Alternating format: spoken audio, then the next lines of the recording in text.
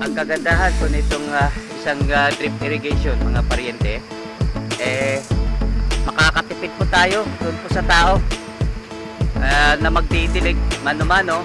Ito naman pong drip irrigation, isang pihit na lang po natin ng yung mayroon pong valve po dito. Isang pihit na lang po nito. Ayan, isang pihit na lang po yan at yung lahat pong plat na yan madidiligan na. Ayan, titignan na lang din po natin kung mamaya kung ma-test po natin ito. Titignan ho natin kung makaya po ba niyang masuplayan yung lahat ng drip tapes. Ang mangyayari po nito mga paryente, pagbukas riyan, yung unang maglalabas po ng tulo, yun po pinakadulo mga paryente. Kasi yung tubig po kasi dire-diretso yan hanggang doon sa dulo, kasi malalaki po yung tubo po rito. Hindi pa yan papasok dito po sa mga drip tapes kasi maliliit lang po yung mga butas po riyan. Kaya yung unang masusuplayan po niya, yung po pinakadulo po ng drip tapes dyan sa pinakadulo, yun ang unang tumutulo. Hanggat unti-unti po siyang yung tubig, unti-unti po papasok po rito.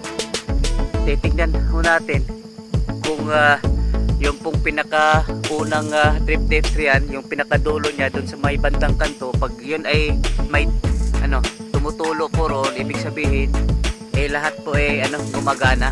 At mamaya po masusubukan po natin at sana naman po gumagana po ito, nang sa ganun matatakpan na po natin ito po ng plastic mulch para abang na lang po tayo kung kailan pwedeng mailipat na rin po yung ating yung punla po roon. Mamaya po sisilipin po natin yung po ating punla. Ayan.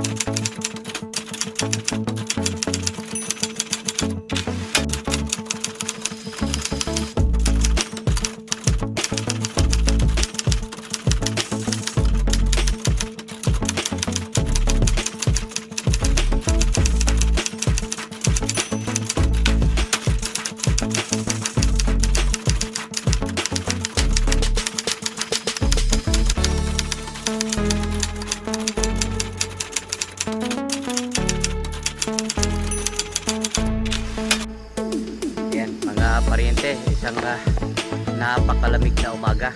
Ayan, dito po tayo ngayon sa harapan po ng ating planting area at makikita po natin natapos na po yung ating kama.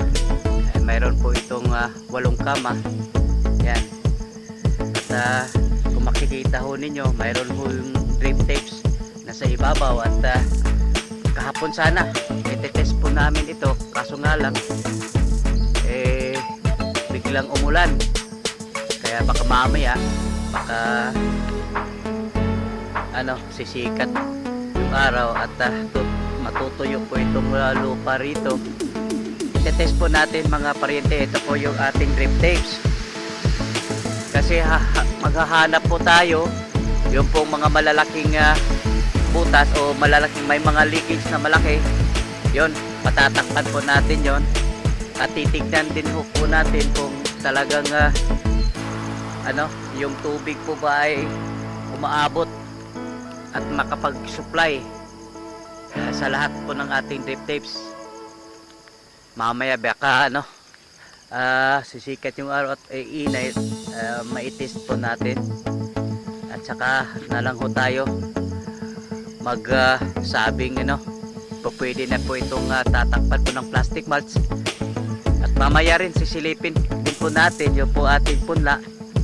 Ayan, at kahapon po nakapag latag na rin po tayo ng mga linyada po ng ating CCTV.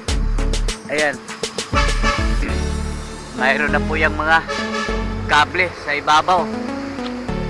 Yan o, may mga kable na po yan at hindi ko nga lang nakunan po ng video kasi ako po mismo nag-splicing doon po sa ating mga BNC connectors, pati na rin po yung plug ng ating power supply.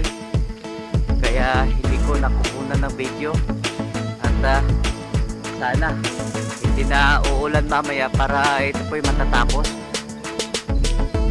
Ayan, lahat na po ito mga paryente tapos na at sana po ngayong araw na ito ma-try po natin at sana gumana po. Wala po tayong naging palpak dito po sa ating paglagay po ng mga linyada po ng ating CCTV. At etong tatlong camera po rito, ito isa, may dalawa doon sa likuran. Iniba po yung ating supply diyan. Mayroon po tayong nilalagay power supply po rito. Yan, mayroon na po nakahan ng power supply diyan.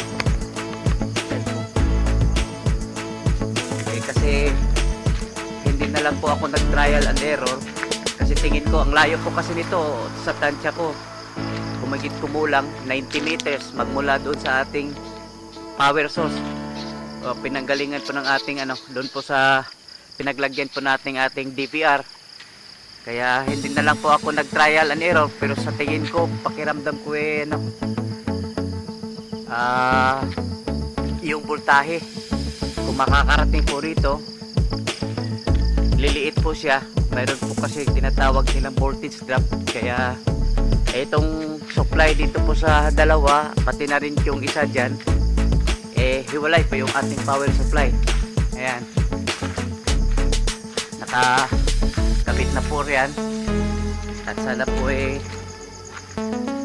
hindi nga uulan mamaya para ang kulang na lang po dito yung po mga kamera natin nilalagay doon po sa likuran po ng bahay, doon po sa ating harvest station, pati na rin po yung yung ating parking area. Yun, hindi pa nakalatag po yung kable doon. Yan, ito na po yung linyada ng ating buti na lang inangat po nila. Mas maigi po itong iangat para kahit papano makapagbigay na rin kaunting pressure po ng tubig at hindi naman nakakaistorbo po rito kasi wala gaano dumadaan po dito banda. At yung ginagawa po natin yung pong bawat pagitan po ng ating plat, tinatansya po natin na kayang papasok po yung ating traktura kasi hanggat maaari po hindi na po tayo babalik po dun sa mano-manong gamutan yung nagdadamo kasi mayroon naman po tayong traktura at gagamitin po natin nun. Ito po yung gilid po niya, yung bawat gilid tamang-tama lang po makakapasok po yung ating traktor at dito po sa bawat pagitan po ng plat, yung pagitan po niya makakaraan po yung traktor nang sa ganun yung pong pagdadamo mano-mano dito na lang po sa gilid at saka doon po sa mismo ng butas po ng plastic malt, doon na lang po tayo magdadamo hanggat ito po pag ito naman po yung ating talong po rito pag lumalaki at hindi na makakaraan po yung ating traktor, mayroon naman po tayong mower. Ayan, yung grass cutter po natin. Hindi na po tayo babalik po doon sa mano-manong pagdadamo. Mayroon naman po tayong mga panibagong mga teknolohiya po ngayon. Yayakapin po natin yung mga bagong yung technology, kumbaga. Ayan. Napakaganda po ng pagkagawa ng yung plat po natin. Po pwede nga pang contest. Ayan.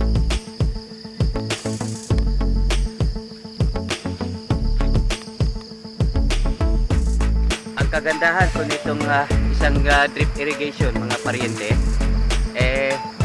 makakatipid po tayo doon po sa tao na magdidilig mano-mano. Ito naman pong drip irrigation, isang pihit na lang po natin ng yung mayroon pong valve po dito. Isang pihit na lang po nito. Ayan, isang pihit na lang po yan. At yung lahat pong flat na yan madidiligan na. Ayan. Titingnan na lang din po natin kung mamaya kung ma-test po natin ito. Titignan ho natin kung makaya po ba niyang masuplayan yung lahat ng drip tapes.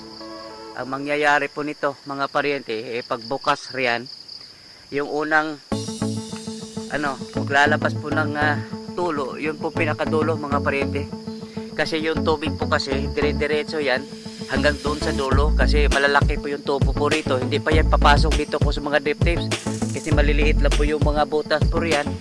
Kaya yung unang masusuplayan po niya, yung po pinakadulo po ng drip tapes dyan sa pinakadulo, yun ang unang tumutulo. Hanggat unti-unti po siyang yung tubig unti-unti po papasok po rito, titignan po natin kung yung pong pinakaunang drip tapes riyan, yung pinakadulo niya doon sa may bandang kanto, pag yun ay may tumutulo po ron, ibig sabihin lahat po gumagana. At mamaya po masusubukan po natin at sana naman po gumagana po ito nang sa ganun matatakpan na po natin ito po ng plastic mulch para mag-aabang na lang po tayo kung kailan pa po pwedeng mailipat na rin po yung ating yung punla po ron. Mamaya po sisilipin po natin yung po ating punla. Ayan. Ayan mga paryente, sisilipin po natin itong ating nursery. Tingnan po natin yung ating punla. Ayan. At ito na po sila mga paryente. Ito na po 2 linggo na. At pansin po natin yung iba kasisibol pa lang. Yung iba naman malalaki na. Hindi ho magkakapareho po yung tubo po ng ating punla. Pero patuloy pa rin po natin nakikita na may sisibol pa lang mga paryente. So ayan, hindi po sila sabay-sabay sumisibol. Ayan. Pero sa tansya ko ito po mga 75 or 80% lang po yung germination po nito mga paryente. Ayan. At yung iba mga paryente, yung tawag po nito dalawang dahon po nito, ito po yung tawag nila po yung cotyledon, yung po pinaka-original na pinakaunang dahon po mga paryente. Hindi pa po ito yung tinatawag nilang true leaves. Ayan. Pero ito po tingin ko po ito po sobrang sobra po doon po sa ating inihandang kama. Kaya yung pong mga kama po doon sa gilid, mga tudling po doon na mayroon ng plastic mulch at wala pang tanim, yung sobra po nito doon po natin ilalagay. At yan, may nakatambay po rito sprayer mga paryente. At didiligan po natin bago po sisikat yung araw. Kailangan po ito kasi mapanatiling moist po siya. Ayan, kasi maliliit pa. Ayan.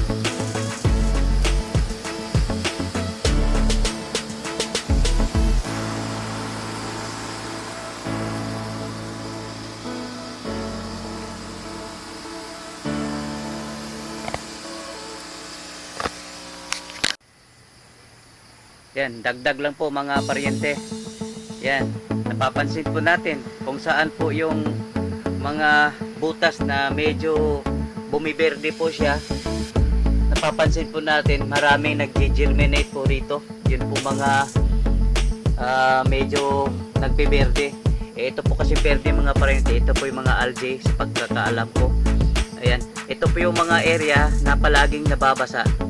Ayan, Kaya nagkakaroon po siya ng algae, yung kulay green para lumot mga paryente.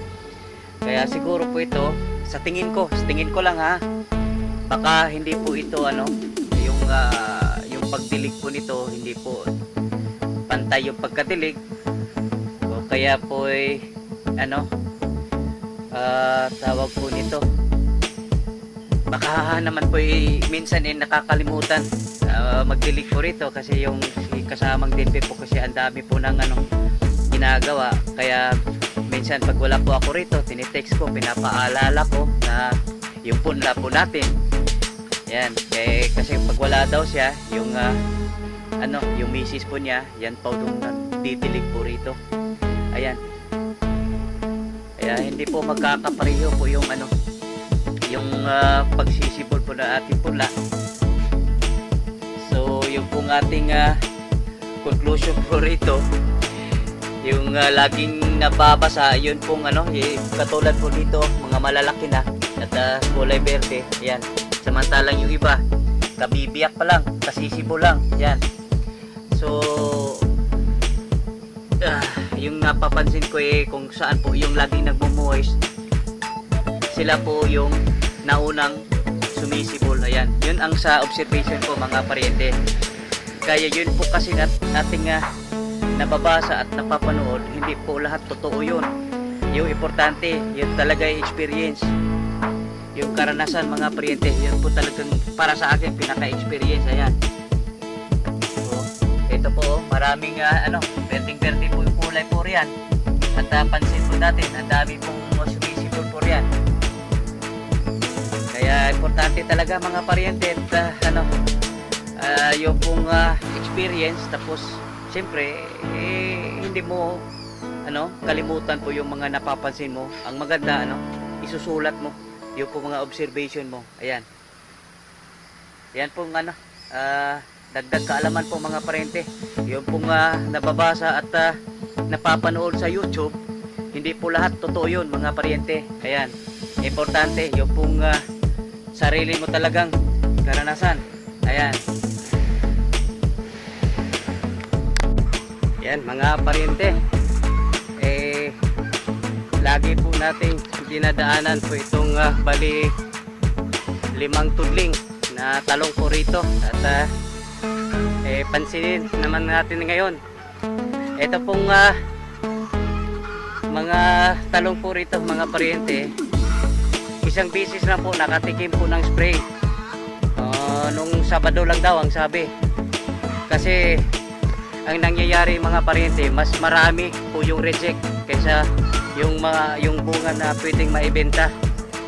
Kaya ito po yung masaklap na katotohanan.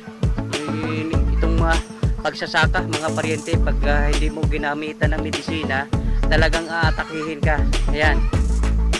At hanap tayo katulad po nito mga paryente, itong talbos po niya pag medyo nananambay at biglang nalalanta. Yan, uod na yan mga paryente. Yan, makikita tayo dyan. Mayroon din po rito. Yan, ito po mga paryente, ito po yung uod. Palatandaan po ng napasukan na po ito ng uod. Yan. Kaya napakahirap po mga paryente na hindi ho tayo mag-i-spray. Wala ka nang mapipitas kung ganon. Nako, ang dami po. Ito rin po mga paryente Yan, ito. Uod po ito Yan, ito. Pag nalalanta, nananamlay at biglang nalalanta, yan, uod na yan. Kaya sabi nga mas marami pa daw po yung reject, yung mga maraming uod at baluktot, yung baliko ba? Yung bunga na baliko. Pangit tignan ito lang mga paryente, ang dami po rito Yan. Masasayang lang yung effort, pati na rin yung ito naman pong mga talong po rito, alagang-alaga po ito ni kasamang Denver kasi yung bahay po niya dyan lang sa unahan at tanaw na tanaw po niya itong area na ito. Pero yun na nga, hindi po siya kung isang beses na po siya nakapag-spray po rito. Kaya't ang hirap po mga paryente, ang pag-land preparation, pagpunlap, hanggang pagdami, hanggat siya'y mamunga, tapos wala kang mapipitas, wala kang maaani kasi inatake ka ng mga uod. Ito ho kasing talong mga paryente, maraming insekto na umaatake rito. Yan, ang dami po natin nakikita yung nalalanta, yung talbos po niya. Naalala ko nung araw mga paryente, kasi nung nag-umpisa ho kami rito, kumuha kami ng consultant. At natatandaan ko na hindi po niya inirekomenda na magtanim po kami ng talong, kasi mahirap daw alagaan yung talong. Pero nung nasubukan po namin, medyo sa awa ng Diyos, successful kami noon. At yun, tuloy-tuloy na yung pagtatanim namin ng talong. Pero yun na nga, kailangan talaga alagaan mo sa pamamagitan ng pagbigay po ng mga medisina. Kaya kung hindi, mahalin tulad po nito. Mas marami pa po yung reject kaysa good na mga bunga. At pansin na po natin mga paryente, ang dami pong baluktot na bunga.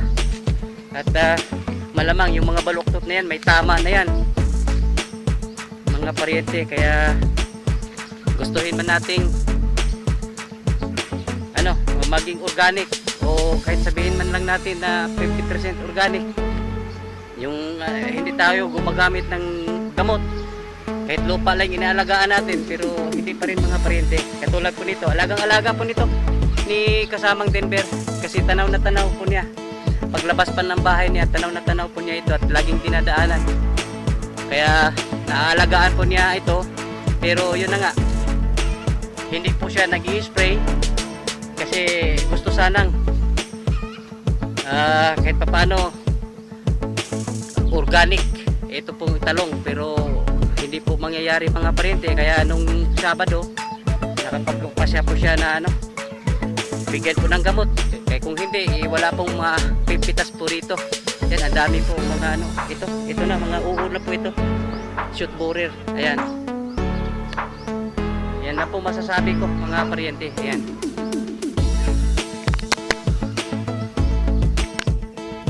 yan mga paryente, ititesting na natin. Ito po yung ating drip irrigation. At hindi po siya gaanong tuyo mga paryente, pero baka katulad kahapon na biglang umulan. Kaya ngayon pwede na po ito buksan. Palihog ko. Yan lang po. Yan. So ang mangyayari niyan, yung tubig niya doon humuna yan sa dulo. Kaya expected natin yung pong drip tape sa dulo, yun po ang unang tumutulo. Ayan, wa may gagamit og tubig daghano kanang wa man yan dito po yan una.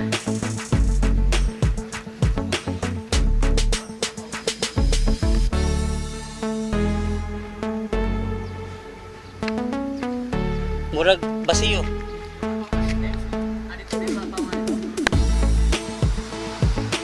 Awahin na diasil.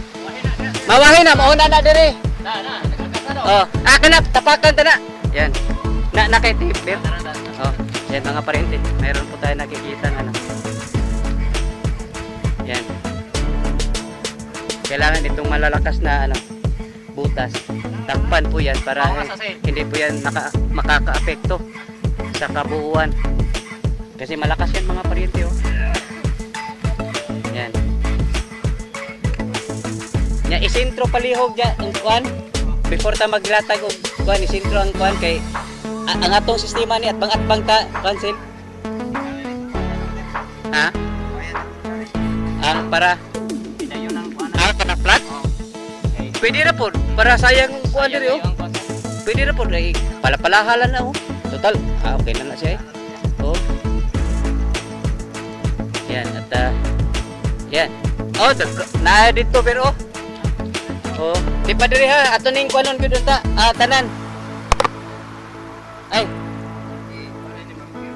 Ah. Sama na siya.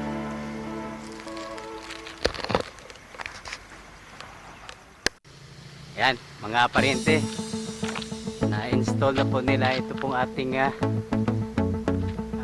CCTV camera. Mayroon pong dalawa dyan, mga paryente. Yung pong isa nakatotok dito po sa may gate po natin. At yung isa naman dito po sa ating marketing pen. At saka dito po sa isang pintuan po ng ating feeds warehouse. Ayan. Tapos yung pangatlong camera po, dito rin po nakatutok dyan sa kabilang side po ng ating marketing pen. At saka sa kabilang pintuan naman nitong ating feeds warehouse. Ayan. Yan po yung ating pangalawang power supply. Ayan. Ito po yung pangatlong camera po natin. Nakatotok po ito sa ating marketing pen at saka dito po sa isang pintuan po ng ating feeds warehouse. Ayan. Tapos ito po yung pag-apat natin na camera. Yan po yung coverage po niya, yung pong nursery po natin, yung pong pintuan po ng ating warehouse, yung bahay, tsaka ito pong kasada papuntang ating post harvest station. Ayan. Ito po yung pang-apat nating camera. Napaka-sosyal mga paryente. May ano pa, bubong. Ayan. Yan po yung pang-apat po nating camera. Yan, coverage po niya. Dito po. Dito po sa ating nursery. Diyan sa ating warehouse. Ito po bahay na to. Tsaka itong daanan papuntang harvest station. Ayan. At ito naman po yung ating pang 5 camera. Ayan. Yung coverage po niya. Ito po yung ating parking area. At saka ito po yung guardhouse. Itong ating main gate. Ayan. At parte po nitong ating taniman po rito sa bandang kaliwa. Ayan. Yan po yung coverage po niya. Yan po ating pang 5 CCTV camera. Yan. At ito naman pang 5 po natin. Iikot po tayo dito sa likod.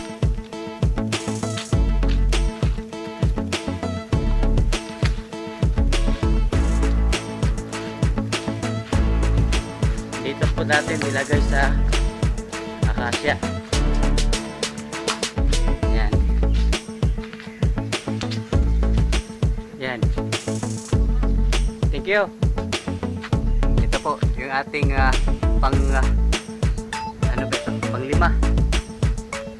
Hindi, pang 6 na camera. Yung coverage po niya, ito po ating parking area, yung ating greenhouse, at saka yung harapan po ng ating feeds. Hindi, yung ating harvest station. Tapos dito po banda, makakagip din po niya. Ayan. Yung pang 7 camera po natin, hindi pa yata nalagay.